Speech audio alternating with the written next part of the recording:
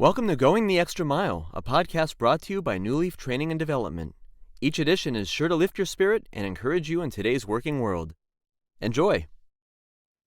It ain't what you do, it's the way that you do it. Do you ever find yourself with a tune stuck in your head all day?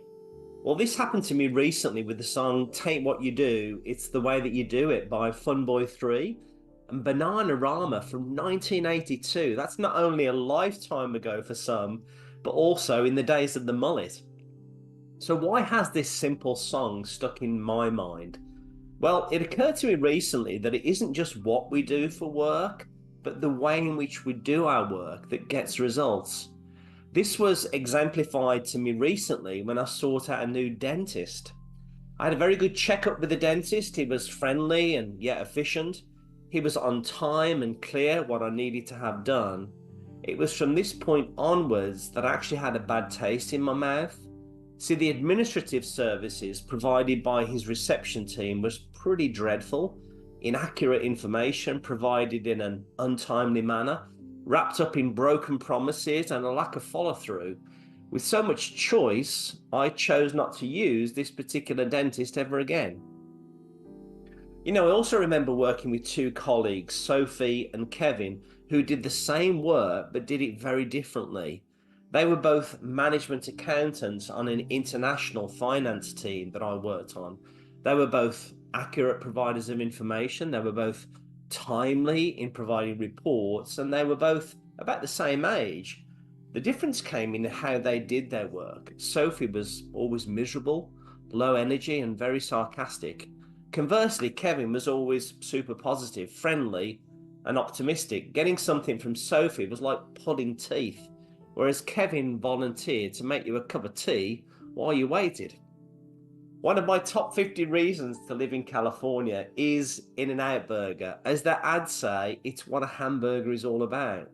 I do think hands down that their patties and fries are a much better quality product than any of their competitors, but I think it's more than just the product. In-N-Out seems to have processes and procedures that excel, and yet I think it's even more than that. I believe their secret sauce is actually wrapped up in their people.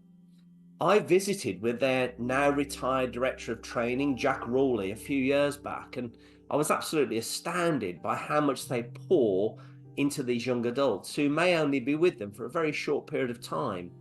Jack explained how they saw that they had this noble responsibility to help shape young men and young women to respect themselves and to treat others in a manner in which they themselves would want to be treated.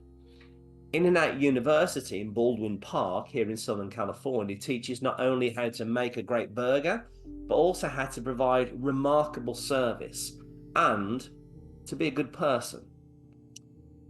I remember my mum and dad giving me similar sage advice as a 13-year-old about to head out on my first newspaper route. They said, "Paul, do your newspaper route to the very, very best of your ability."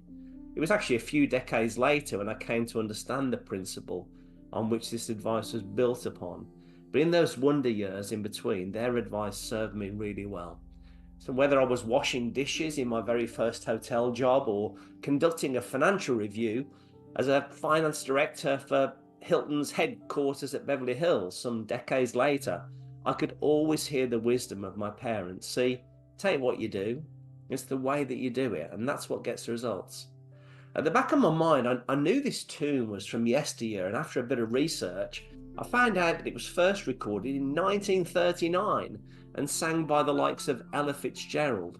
So, as they say, there's nothing new under the sun. This isn't about 1939 or 1982 or even today. This is about timeless principles of how to be of service to others.